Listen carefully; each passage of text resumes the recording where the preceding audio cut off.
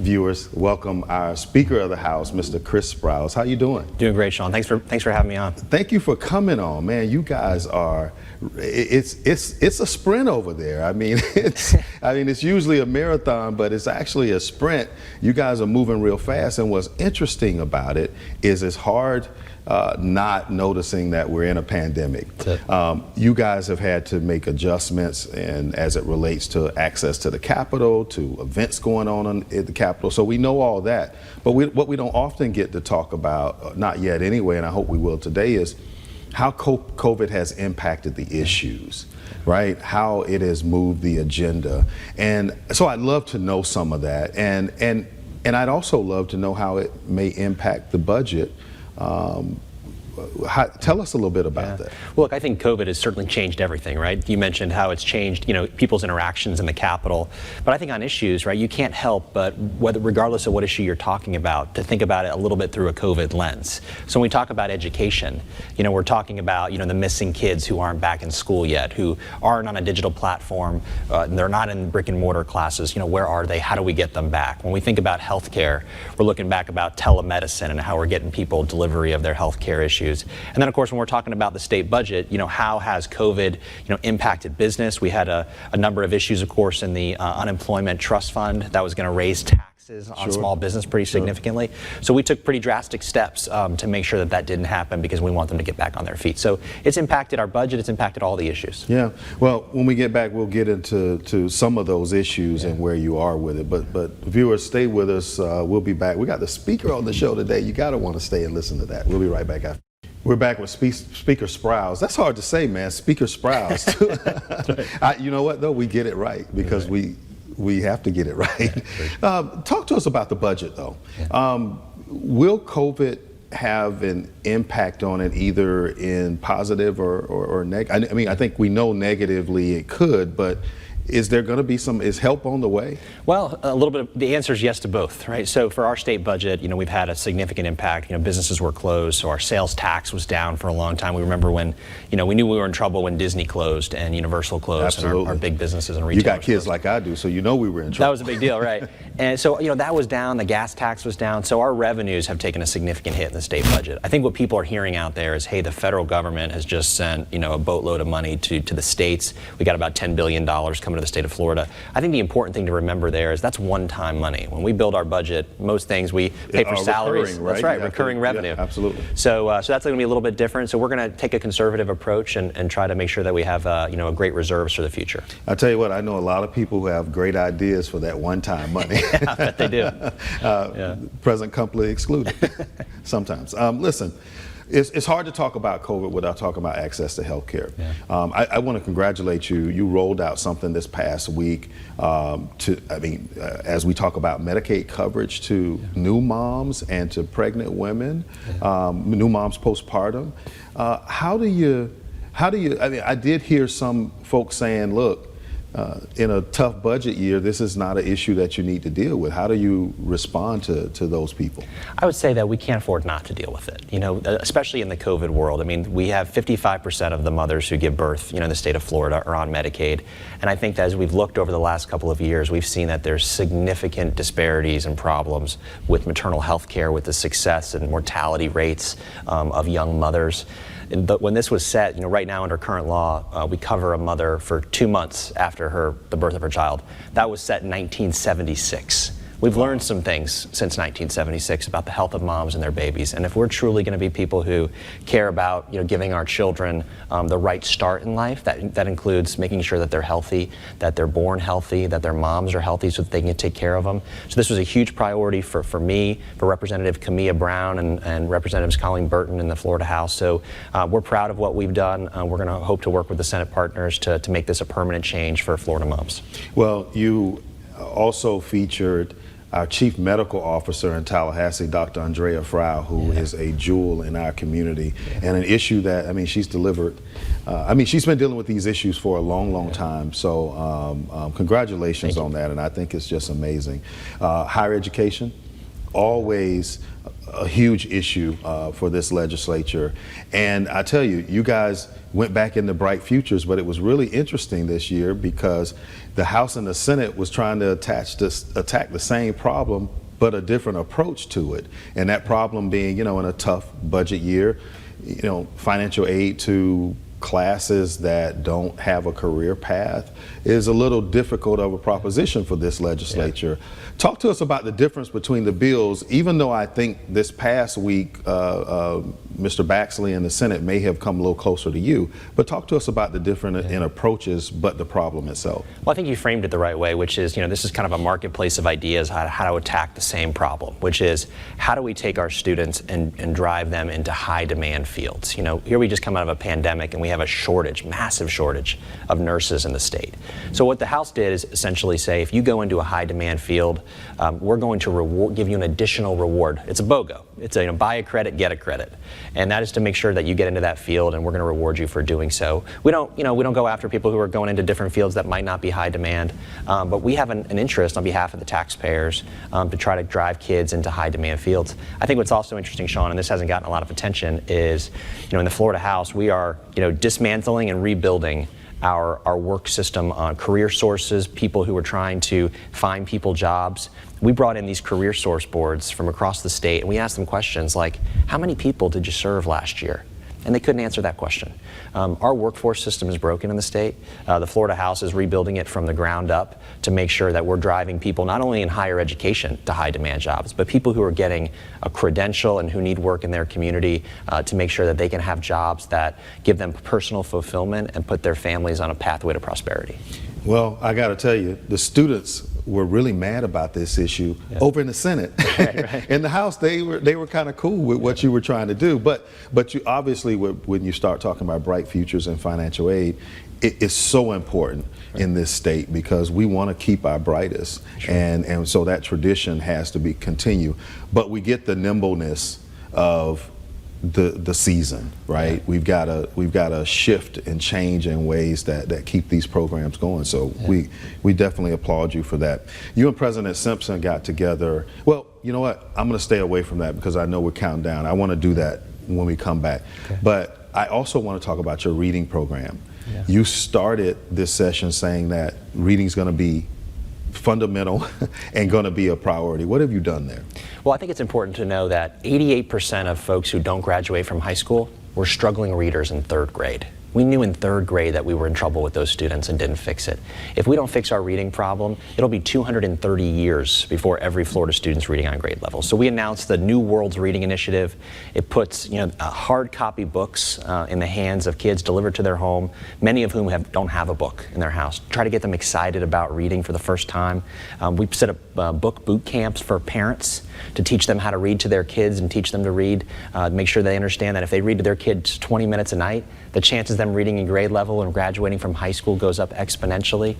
So we're proud of it. We've also offered a year's worth of free online books to every Florida family in the state of Florida. So we're excited about the program. Well, I'm excited about the program too because I have 3 little girls and they read better than Dad already. So anyway, when we come back, we want to talk a little bit about affordable housing. How could we have the speaker here and not talk about affordable housing in Florida when we come back with the speaker? Welcome back to the show. We've got Speaker Sprowls with us today, and we just got through talking about a reading program that you all ought to check out. We're going to put the website up on the screen because it's a great program that everybody should check out. You and President Simpson, you guys agreed on something, I think. So first of all, the effort to address the sweeping of affordable housing trust fund, I think in this issue you've agreed we're gonna put an end to that somehow. But what you did is you sort of decided to share the affordable housing dollars with I guess wastewater grants and the rising of to confront the rising of sea level, right? And I just wonder. We all agree that all those issues are important and critical. Affordable housing in Florida is critical, especially when we talk about the rents program actually coming to an end real soon. But with that in mind, and coupling together these other critical issues, these environmental issues that are critical, with a housing issue in Florida that's critical. How do you balance that? How do you guys come together to take up the difficult task of balancing those three issues? Well, thank you for using the word balance, right? Because I think that's what this is all about. You know, you've seen a lot of people come out and say, we're so excited that you guys are funding, you know, sea level rise and coastal flooding issues for the first time. We have a bold agenda out of the House and Senate. We're excited that you're tackling septic to sewer and wastewater, because that helps our clean waters and our waterways. But don't take the money from affordable housing, some people have said. And it's about balance. You know, when in our families, in our households, we got to take care of our kids, we got to feed them, we got to pay our bills, we got to take care of our house, pay for our car. That's what we do in government. And what we've said is, look, we don't want to have this hot potato in the Affordable Housing Trust Fund discussion every year. Let's take the 5-year average of what has been funded in the affordable housing, which is about 161. We're going to fund most of that into a third. We're going to leave it. We're going to protect it, build a wall around it, let it grow by CPI. But then we're going to divert a third into funding coastal resiliency and flooding projects to protect our state that's surrounded on 3 sides by water. And then we're going to put another third into protecting our waterways. Septic to sewer conversion will allow our waterways to be cleaner. So this is a priority that I think reflects the values of all Floridians. That's what the agreement that Senate President Simpson and I had, and I hope that our colleagues will join us. Where's the governor on this concept? Yeah. Look, I know the governor supports all of those things. He's been a champion of affordable housing and resiliency and conversion to septic sewer. He's been a great leader on the environment. He hasn't weighed in specifically on this proposal, but I think one thing we can all agree on is that we all think these 3 things are a priority. It's just myself and President Simpson have said, well, let's put it on the table as a way to have a recurring stream of revenue for all 3 of those things. Wow. Listen, you're in the capital city, and I have to take a few minutes to talk to you about the capital city. This is your second home, right? It is. This is the capital city of Florida. And as a lawmaker who, you know, has to come here often to do your work, this is your second home, as I said a second ago. I don't lobby for the city of Tallahassee anymore. But how does this community communicate to the legislature that we want to be like capital cities across the country, and in order for us to have the resources and the appeal of capital cities across the country, we've got to have the engagement of a legislature to sort of lean in to the capital city, to make it theirs too. Yeah. You've come in through the legislature, and you've spent some time in Tallahassee. How does the community really hold hands with the legislature to make it about Florida and not about, you know, Tallahassee? Yeah. Well, I think the city does a great job. You know, it's the business owners, it's the folks that you meet along the way. I was fortunate enough this session and last couple of sessions to bring up my wife and my boys to Tallahassee. So my boys, who are 4 and 5, have come to view Tallahassee as their second home. You know, when are we going to Tallahassee? You know, there's bigger parks in Tallahassee than maybe where we live. Yep. There's more outside spaces. We go to outside parks, and so I think they've done a great job of doing that. It's been a very welcoming community. I think that the city of Tallahassee rallies around the legislators while they're here, the legislative aides and the staff who are seasonal, who come up during the legislative session, and I've also used that opportunity, I think, to showcase some of the needs that they have as a community in the city. So I think they've done a very excellent job, and I think that we probably too could do a better job in the legislature of leaning into some of the needs of Tallahassee as well. Well, that's all great, and it works, and I think that you're right. I mean, Tallahassee is just absolutely beautiful. I would just say that if you could pass it on to the colleagues that come after you, let's figure out how we help the city of Tallahassee and this region. This is our capital region. We're not moving it to Orlando. No. Tell Camilla Brown that. But we appreciate you passing it down. This past week you dealt with a very difficult issue for everybody, House Bill 1, which passed on the floor, lots of debate, and it's been a difficult issue along the way. How do you feel about that now as you guys sort of move on to other things now? I'm glad to move on to other things for a while. Listen, I think that this is an issue we have to acknowledge that both sides feel extremely passionate about, and that's a good thing. That's not a bad thing. I think what's important, though, is that we remember that both sides have valid concerns, but there's been this notion that I have to address that has been out there about, hey, this will have a chilling effect on the First Amendment. People who are peaceful protesting will be arrested. People who just want to redress their grievances with their government. The one thing that I'm supremely confident in is that every single elected member of the Florida House, all 120 Republicans and Democrats, love this country. They love the First Amendment. They love the idea and cherish the idea that as Americans we have the right to redress grievances in our community and our government. There's not a single word, and I've read them all, Sean, in this bill, all 60 pages, that would have a chilling effect or limit somebody's First Amendment rights. We've seen pictures and videos about destruction of property throughout the country and here in Florida. But we've also seen videos where protesters have locked arms to defend a business from being destroyed, or locked arms to defend a police officer from being attacked or injured. I want to be clear, those people were at that protest protesting too. They're not arrested under this bill. The person throwing the brick through the window, they're arrested. The person burning a building, they're arrested. The person hurting a police officer, they're arrested. This bill is about the rule of law and putting criminals in jail who do bad things. It is not ever about the peaceful protesters who are doing the right thing. I want to come back to it because I have a question for you that I want to give you the chance to sort of answer. And you can't leave us now because we're talking about one of the biggest and contentious issues of session. So stay with us. We've got the Speaker, Chris Sprowls. We're back for our final couple minutes with the Speaker of the House. I do want to come back to House Bill 1. I'm laughing. He told a joke. No. House Bill 1. Tell me, do you think it's more about the timing of the introduction of this bill? Because it's gotten a lot of heat. All over. It's gotten a lot of heat. So do you think is the timing involved in that, or do you think it's really the merits of the bill? I don't think it's the merits, because I think a lot of the things that are said are not have anything to do with the bill.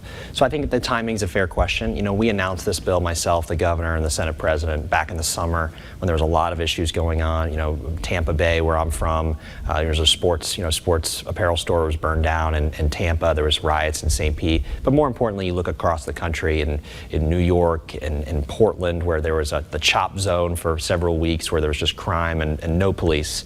And we don't want this here. We don't want in Florida. We don't want this kind of lawlessness. So we announced the bill. But I think what's important, Sean, because we talk about timing, that was announced in the summer. The bill hadn't been filed. Then January 6th, I'm up here in Tallahassee, and like many of us, just heartbroken, watching the news as people storm the U.S. Capitol, watching Capitol Hill police officers trying to hold people back who are storming the Capitol. We didn't plan to file the bill that night. But I called the Senate president, we talked to the governor, and we said, tonight is the night. Let's send the message that it doesn't matter to us what the protest was about. What matters to us is lawlessness. What matters to us is violence. What matters to us is the safety of our community. So we filed the bill on January 6th to send that message. I'm not sure that people got that message as much as we wanted them to. But this is about the safety and protection of our community and the protection of police officers. It's not about what political banner people are holding up at the time. Well, what we do know is people want to be able to lawfully protest something that may be that they want to have an impact on, and we don't want to impede on that in any way. But you know what? Thank you for coming on this show, and thank you for your friendship with Tallahassee, and you just getting started. This is your first session, so come back and see us, though. We'll do. Thanks for having me.